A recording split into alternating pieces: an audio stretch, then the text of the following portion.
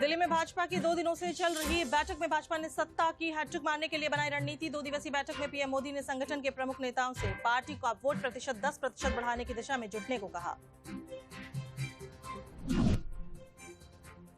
BJP के राष्ट्रीय पदाधिकारियों की 2 दिवसीय बैठक में बीजेपी ने लोकसभा चुनाव को लेकर 50% वोट शेयर हासिल करने का टारगेट रखा। पार्टी नए वोटर्स को जोड़ने के लिए पूरे देश में चलाएगी अभियान।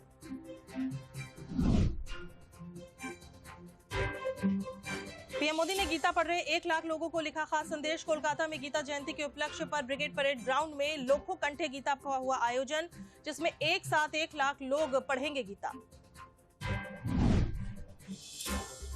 केंद्रीय खेल मंत्री अनुराग सिंह ठाकुर ने बेंगलुरु के नेताजी सुभाष चंद्र दक्षिणी केंद्र में पुरुष छात्रावास का किया उद्घाटन के बाद खेल मंत्री ने बैडमिंटन और शूटिंग में भी हाथ आजमाया। जम्मू कश्मीर में आतंकियों ने शीरी बारामूला में सेवानिवृत्त पुलिस अधिकारी मोहम्मद शफी पर मस्जिद में अजान पढ़ते समय की गोलीबारी और किया घायल। जम्मू कश्मीर पुलिस ने बताया कि पूरे इलाके को घेर लिया गया है। लोकसभा अध्यक्ष ओम बिरला ने कहा कि वैश्विक क्षेत्र में तेजी से आगे बढ़ रहा है भारत। G20 में भारत ने पूरी दुनिया को दिशा दी। ओम बिरला ने कहा कि दुनिया को नेतृत्व देकर भारत दुनिया में बदलाव लाने के लिए काम कर रहा है। भारत के पहले सूर्य मिशन आदित्य L1 को लेकर इसरो प्रमुख एस सोमनाथ ने दी बड़ी अपडेट। आदित्य L1 को L1.6 जनवरी 2024 को किया जाएगा इंसर्शन। समय अभी नहीं किया गया है तय। केंद्रीय मंत्री धर्मेंद्र प्रधान ने उड़ीसा के कटक में कहा कि पीएम मोदी के नेतृत्व में इंडिया पिछले 9.5 सालों में हुआ फिट। खेलो इंडिया और योग के शुरुआत से आया परिवर्तन।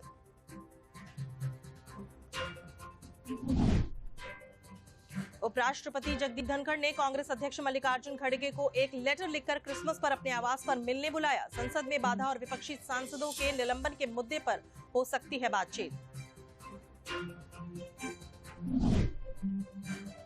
वन नेशन वन इलेक्शन पर विचार कर रही पूर्व राष्ट्रपति रामनाथ कोविंद की अध्यक्षता वाली कमेटी ने इसका खाका किया तैयार। विधि आयोग ने इस प्रस्ताव पर सभी दल सहमत हुए तो ये 2029 से ही हो सकता है लागू। कांग्रेस ने 2024 लोकसभा चुनाव से पहले कई राज्यों के प्रभारी बदले। प्रियंका गांधी वाड्रा को यूपी कांग्रेस प्रभारी पद से किया मुक्त। बनी रहेंगी महासचिव। सचिन पायलट बनाए गए छत्तीसगढ़ कांग्रेस प्रभारी। कांग्रेस में बड़े फेरबदल पर प्रतिक्रिया देते हुए बीजेपी के आईटी सेल के प्रमुख अमित मालवीय ने गांधी परिवार पर साधा निशाना। प्रियंका को प्रभारी पद से हटाना प्रियंका का प्रमोशन।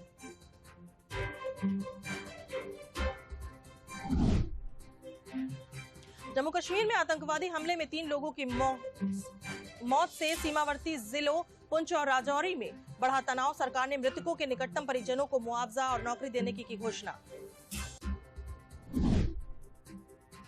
मुख्यमंत्री डॉक्टर मोहन यादव एक बार फिर दिल्ली पहुंचकर बीजेपी के राष्ट्रीय पदाधिकारियों की बैठक में लिया हिस्सा। मंत्रिमंडल की सूची को अंतिम रूप देने के लिए पार्टी के आला नेताओं से कर सकते हैं मुलाकात। रामलला की प्राण प्रतिष्ठा के लिए शुभ मुहूर्त का समय हुआ तय। 22 जनवरी को दोपहर 12:29 से 12:30 तक होगा प्राण प्रतिष्ठा समारोह। प्राण प्रतिष्ठा के लिए महज 84 सेकंड का मुहूर्त।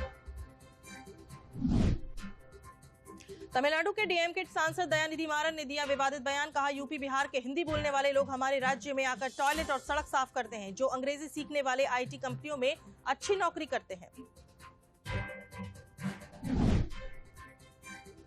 एम्स के पूर्व निदेशक और वरिष्ठ पल्मोनोलॉजिस्ट डॉक्टर रणदीप गुलेरिया ने कहा कि कोविड के नया वेरिएंट ओमिक्रॉन का उपवंश ओमिक्रॉन के खिलाफ बनाया गया टीका भी होगा प्रभावी।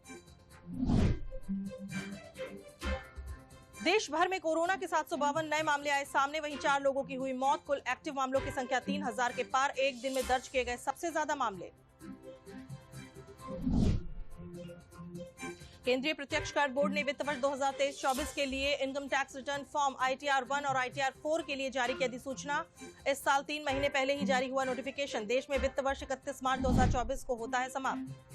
PFI के 5 आतंकी को ईडी ने किया गिरफ्तार। सभी आरोपी PFI में अलग अलग ओहदों पर काम कर रहे थे। हवाला के जरिए आए करोड़ों रुपए का देश विरोधी गतिविधि में जमकर कर रहे थे उपयोग। देश की बड़ी खबरों के बाद अब नजर डालते हैं उत्तर प्रदेश की कुछ बड़ी खबरों पर।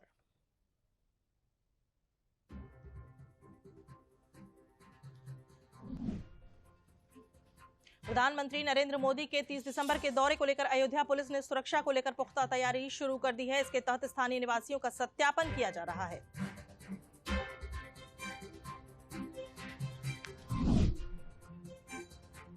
प्रदेश सरकार ने शीतलहर को देखते हुए लखनऊ में सभी नगर आयुक्तों एवं अधिशासी अधिकारियों को गरीबों को रात में रुकवाने के लिए मिशन मोड में रैन बसेरा और शेल्टर होम संचालित करने के दिए निर्देश।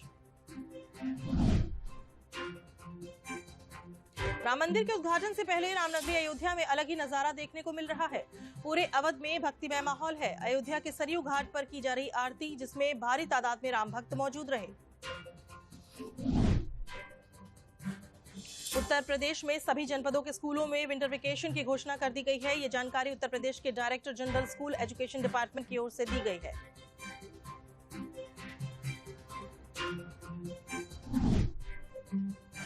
लोकसभा चुनाव के ठीक पहले कांग्रेस पार्टी ने बड़ा फेरबदल किया है। यूपी कांग्रेस के प्रभारी पद से प्रियंका गांधी को हटा दिया गया है। अविनाश पांडे को यूपी का नया प्रभारी बनाया गया है। क्रिसमस और नववर्ष के चलते 10 दिवस के लिए उत्तर प्रदेश की राजधानी में धारा 144 लागू की गई है। इस दौरान निर्देश दिए गए हैं कि होटल और बार मालिक क्षमता से ज्यादा लोगों को प्रवेश न दें। लखनऊ के हजरतगंज में क्रिसमस डे सेलिब्रेशन को देखते हुए यातायात डायवर्जन लागू किया गया। इसके चलते सोमवार दोपहर 3 बजे से देर रात कार्यक्रम समाप्त होने तक लागू रहेगा।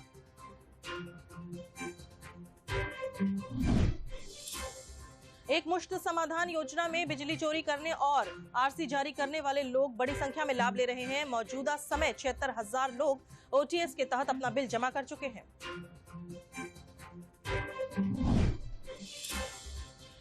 उत्तर प्रदेश में 24 और 31 दिसंबर को शराब की दुकानें रात 11 बजे तक खुली रहेंगी। ये आदेश उत्तर प्रदेश सरकार के एक्साइज विभाग ने जारी किया है। आम दिनों में शराब की दुकानें सुबह 10 बजे से रात 10 बजे तक खुलती हैं।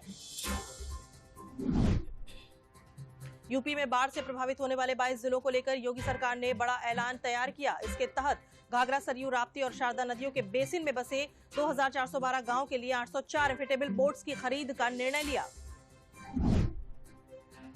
प्रदेश में कोरोना से निपटने की तैयारियां हुई तेज। उप मुख्यमंत्री ब्रजेश पाठक ने बाराबंकी में कहा कि प्रदेश में कोविड का नया सब वेरिएंट पूरी तरह से काबू में है। किसी भी अप्रिय स्थिति से निपटने के लिए स्वास्थ्य महकमा पूरी तरह से तैयार है। अयोध्या राम मंदिर के भीतर में हो रही नक्काशी की तस्वीरें सामने आई हैं। इन तस्वीरों को देखकर आप भी भाव विभोर हो जाएंगे। नागर शैली में बन रहे भव्य राम मंदिर की भीतरी दीवारों पर भगवान शंकर समेत कई देवी देवताओं की तस्वीरों को घेरा जा रहा है।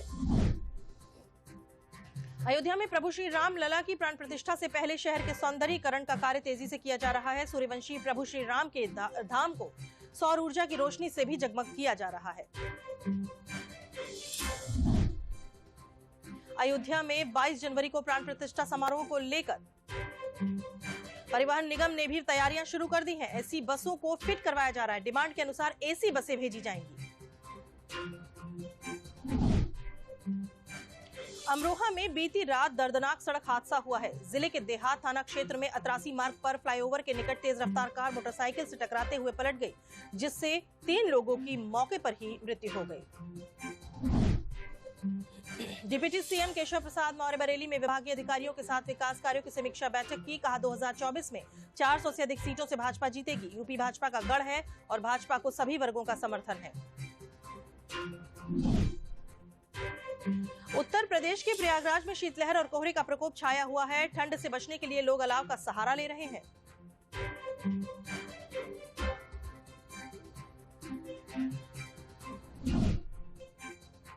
यूपी के आईपीएस अफसरों को नए साल का तोहफा मिल गया है। 1999 बैच के आईपीएस एडीजी, 2006 बैच के आईजी और 2010 बैच के डीआईजी पद पर प्रोन्नत हो गए हैं।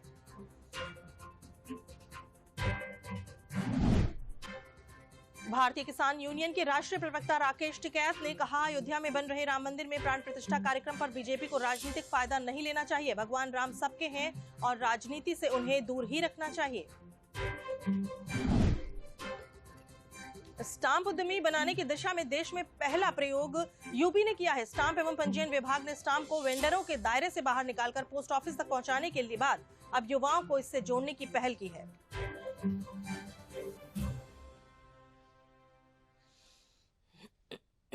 सुपरफास्ट 100 में अब देखते हैं देश के विभिन्न प्रदेशों की खास खबरें।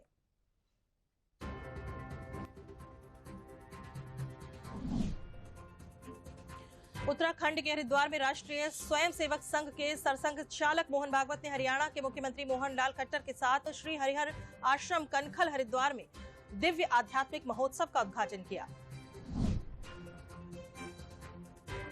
असम के मुख्यमंत्री हेमंत बिस्वा शर्मा ने हरियाणा के कुरुक्षेत्र में आयोजित अंतर्राष्ट्रीय गीता महोत्सव में असम मंडप का दौरा किया। असम के सीएम ने कहा, जिस तरह से अंतर्राष्ट्रीय गीता महोत्सव का आयोजन किया जा रहा है, ये बहुत ही गर्व की बात है।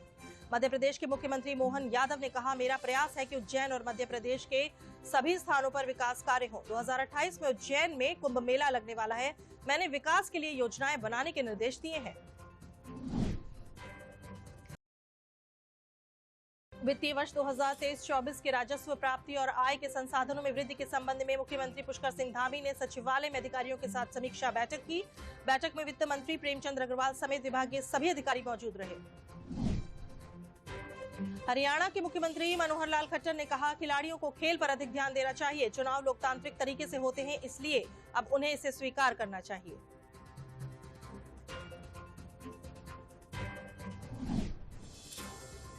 लोकसभा चुनाव से पहले कांग्रेस पार्टी ने बिहार समेत 12 राज्यों के प्रभारी बदल दिए हैं। बिहार में कांग्रेस के मौजूदा प्रभारी भक्त चरण दास की छुट्टी कर दी। अब उनकी जगह राजस्थान के रहने वाले मोहन प्रकाश को ये जिम्मेदारी दी गई है। हरियाणा में कांग्रेस की जन संदेश यात्रा का रोड मैप तैयार हो गया है। पार्टी सभी 10 लोकसभा सीटों पर यात्रा निकालकर सभी विधानसभा कवर करेगी। कांग्रेस की राष्ट्रीय महासचिव कुमारी सैलजा ने जन संदेश यात्रा की रूपरेखा बनाई। बिहार में जनसुराज के बैनर तले पदयात्रा कर रहे प्रशांत किशोर अचानक आंध्र प्रदेश पहुंच गए। उन्होंने अमरावती में तेलुगु देशम पार्टी के सुप्रीमो चंद्रबाबू नायडू से मुलाकात की।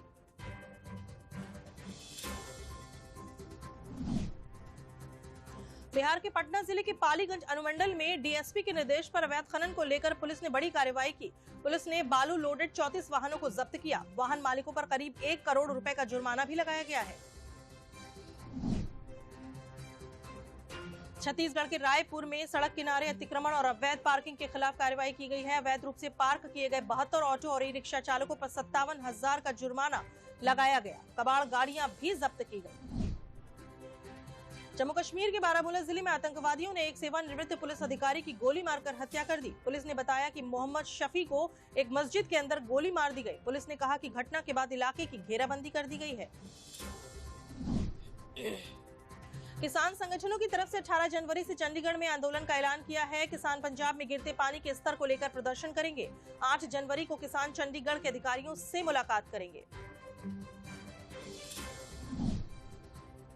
Delhi Mumbai expressway link road को केजीपी से जोड़ने वाली मोहना रोड को 4 लेन करने का शुरू हो गया है काम।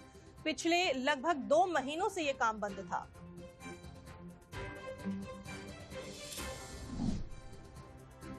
पुडुचेरी में क्रिसमस से पहले चर्चों को सजाया गया। सड़कों पर भी जगमगाहट देखी गई। ये जगह पुडुचेरी में घूमने वाली जगहों में से एक है।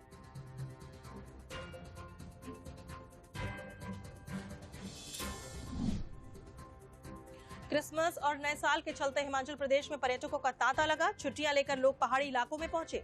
वहीं कसोल में पर्यटकों की भीड़ इतनी बढ़ गई कि यातायात धीमा पड़ गया।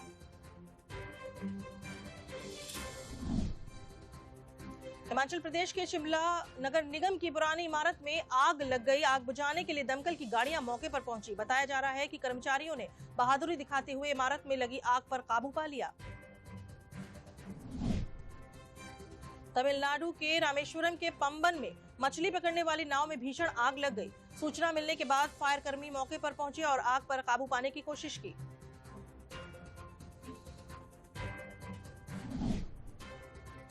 राष्ट्रीय राजधानी दिल्ली में शीतलहर और घने कोहरे की चपेट में राष्ट्रीय राजधानी में तापमान का स्तर गिरने के कारण लोग अलाव का सहारा लेते दिखे। हरियाणा के 10 जिलों में हवा बिगड़ गई है। इन जिलों का वायु गुणवत्ता सूचकांक 300 को पार कर चुका है। इसको देखते हुए तत्काल प्रभाव से गुरुग्राम, फरीदाबाद में हल्के वाहनों की एंट्री पर रोक लगा दी है।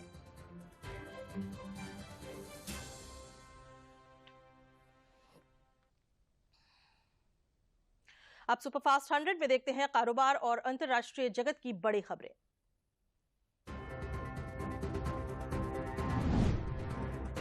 आरबीआई के आंकड़ों के अनुसार भारत का विदेशी मुद्रा भंडार 9.112 बिलियन अमेरिकी डॉलर से बढ़कर 615.971 बिलियन अमेरिकी डॉलर हो गया।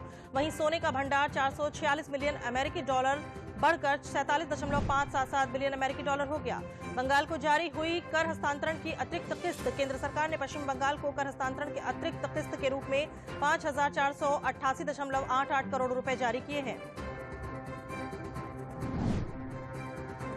कोयला मंत्रालय की ओर से जारी एक आधिकारिक बयान में कहा गया है कि वित्त वर्ष 2023-24 की अप्रैल-नवंबर अवधि में घरेलू कोयला आधारित बिजली उत्पादन 8.38% से बढ़कर 779.1 बिलियन यूनिट हो गया। एयर इंडिया का पहला वाइड बॉडी एयरबस A350 विमान भारत पहुंचा। विमान ने फ्रांस के टूलूज से उड़ान भरी और दोपहर दिल्ली एयरपोर्ट पर लैंड किया। इस विमान को फ्रांस से भारत पहुंचने में 7 घंटे 47 मिनट का समय लगा। Security and exchange board of India ने स्टॉक मार्केट में सेम डे सेटलमेंट लागू करने से पहले कंसल्टेशन पेपर इश्यू किए। सेबी ने कहा कि T0 सेटलमेंट के पहले फेज में सेम डे सेटलमेंट लागू किया जाएगा।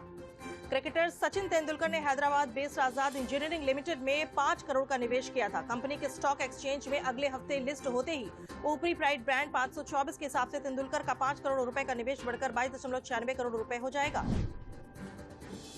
भारत की आर्थिक अपराध इकाई एनफोर्समेंट डायरेक्टोरेट ने चाइनीज मोबाइल मैन्युफैक्चरर वीवो से जुड़ी मनी लॉन्ड्रिंग केस में 3 और लोगों को गिरफ्तार किया। तीनों लोगों को prevention of money laundering act के तहत किया गया है अरेस्ट। ओला इलेक्ट्रिक ने आईपीओ के जरिए 5,500 करोड़ रुपए जुटाने की योजना बनाई। कंपनी ने आईपीओ के लिए ड्राफ्ट रेड हेरिंग प्रोस्पेक्टस भी फाइल कर दिया है और इसमें 9.52 करोड़ शेयरों का ओएफएस भी शामिल है। India Boolean and jewellers association की वेबसाइट के अनुसार इस हफ्ते सोने चांदी के दामों में तेजी को देखने को मिली। सोना 61.872 रुपए से बढ़कर 62,844 रुपए प्रति 10 ग्राम पर पहुंच गया और वहीं चांदी 73,674 रुपए से बढ़कर 74,000 रुपए तक पहुंच गई। 19वें ईवी एक्सपो को संबोधित करते हुए सड़क परिवहन एवं राजमार्ग मंत्री नितिन गडकरी ने कहा कि सरकार पब्लिक ट्रांसपोर्ट और लॉजिस्टिक्स को इलेक्ट्रिक वाहनों में शिफ्ट करना चाहती है। रूस के आम चुनाव में राष्ट्रपति पुतिन को चुनौती देने की तैयारी कर रही टीवी पत्रकार से राजनेता बनी येकातेरिना दंतसोवा का नामांकन रद्द हो गया। येकातेरिना के नामांकन में पाई गई हैं गलतियां। अमेरिका के फ्लोरिडा पैडॉक मॉल में एक अज्ञात बंदूकधारी ने गोलीबारी की, जिसमें एक व्यक्ति की मौत हो गई। पुलिस के अनुसार व्यक्ति पर लक्षित हमले के बाद आरोपी फरार हो गया। ईरान समर्थित हुती विद्रोहियों ने लाल सागर में एक और तेल ले जा रहे जहाज को निशाना बनाया। इस जहाज पर भारत का झंडा लगा था। जहाज पर ड्रोन से किया गया हमला।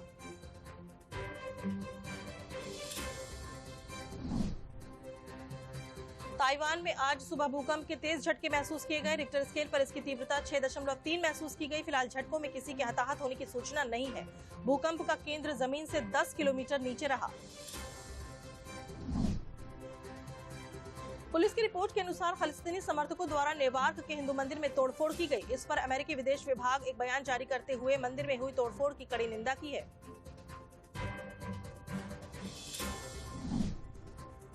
इजराइल और हमास में बीते 3 महीने से युद्ध जारी है। इजराइल ने एक बार फिर गाजा में बमबारी की, जिसमें फलस्तीन के एक परिवार के दर्जनों लोगों सहित 90 लोगों की मौत हो गई।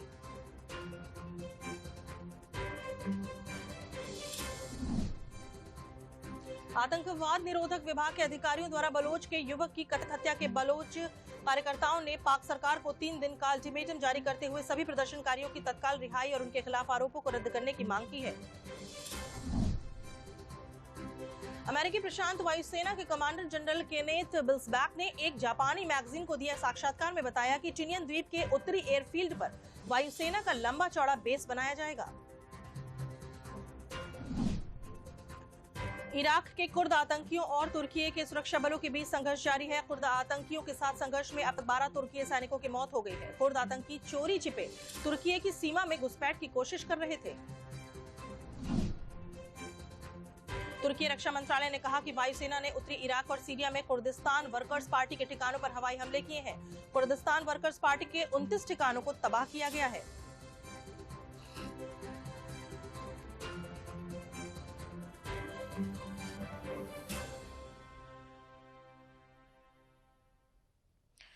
और अब देखते हैं खेल और सिनेमा जगत की खास खबरें।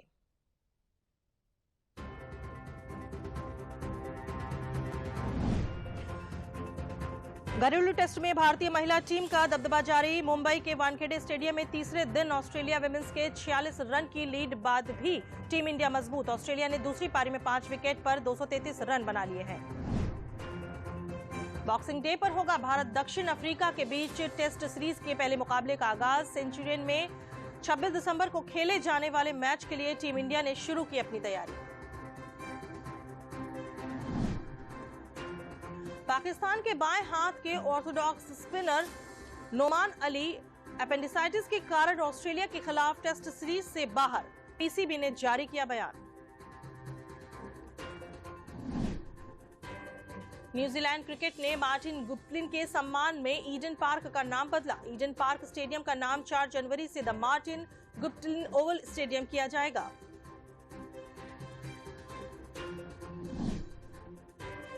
Legends league cricket season 2 tournament को भारत में 170 मिलियन लोगों ने देखा लाइव, जबकि दुनिया भर के 300 मिलियन फैंस ने लाइव देखा। पिछले सीजन के मुकाबले 80% लाइव फैंस बढ़े।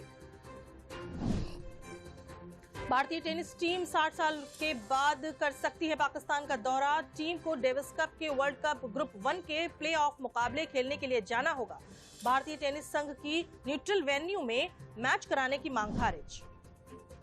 बिग बैश लीग 2023-24 के एक मैच में देखने को मिला दिलचस्प नजारा। मेलबर्न स्टार्स के खिलाड़ी हारिस रऊफ बिना पैड और ग्लव्स पहने मैदान में बैटिंग करने पहुंचे।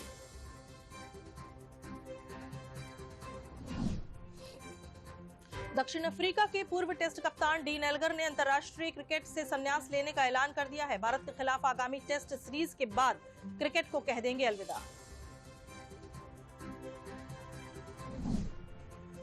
पाकिस्तान क्रिकेट बोर्ड ने आगामी अंडर-19 क्रिकेट विश्व कप 2024 के लिए टीम का किया ऐलान। 17 वर्षीय विकेटकीपर बल्लेबाज सादिक बने कप्तान। अंडर-19 विश्व कप 19 जनवरी 2024 से दक्षिण अफ्रीका में होगा शुरू। प्रो कबड्डी लीग में जयपुर पिंक पैंथर्स ने तमिल थलाइवाज को हराया। जयपुर पिंक पैंथर्स के खिलाड़ी सुनील कुमार और रेजा मीरबागेरी ने किया शानदार प्रदर्शन। फिल्म सालार ने तोड़े दुनिया भर के बॉक्स ऑफिस के रिकॉर्ड। फिल्म ने पहले ही दिन कमाए रिकॉर्ड 178.8 करोड़ रुपए। ओपनिंग डे पर 100 करोड़ से ज्यादा कमाने वाली बनी 10वीं फिल्म। फिल्म डंकी की कमाई वर्ल्ड वाइड 100 करोड़ के पार। ऐसा करने वाली डंकी बनी शाहरुख खान की साल की तीसरी फिल्म।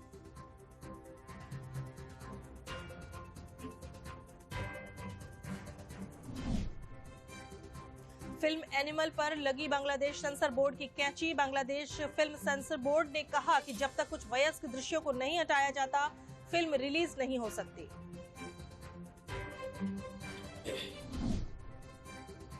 फिल्म कुछ खट्टा हो जाएगा गाना बोतले खोलो हुआ रिलीज। गाने में दिखे गुरु रंधावा और सई मांजरेकर। गुरु ने सोशल मीडिया पर पोस्ट साझा कर दी जानकारी।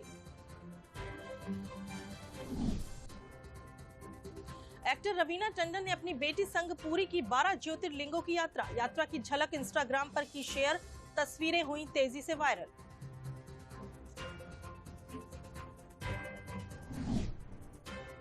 सिद्धार्थ मल्होत्रा और कियारा आडवाणी बने केकर के नए ब्रांड एम्बेसडर। केकर ने मीडिया से बात करते हुए दी जानकारी।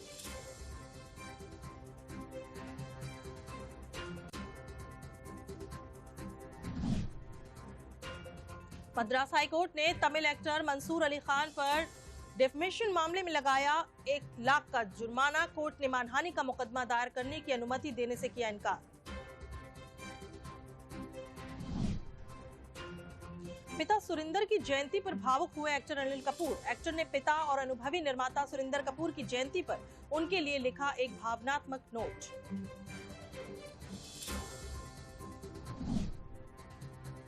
सुपरस्टार शाहरुख खान ने पिछले कुछ सालों में सिर्फ शोहरत ही नहीं बल्कि खूब दौलत भी कमाई है। शाहरुख खान की नेटवर्थ पिछले 13 सालों में 5000 करोड़ बढ़ी है।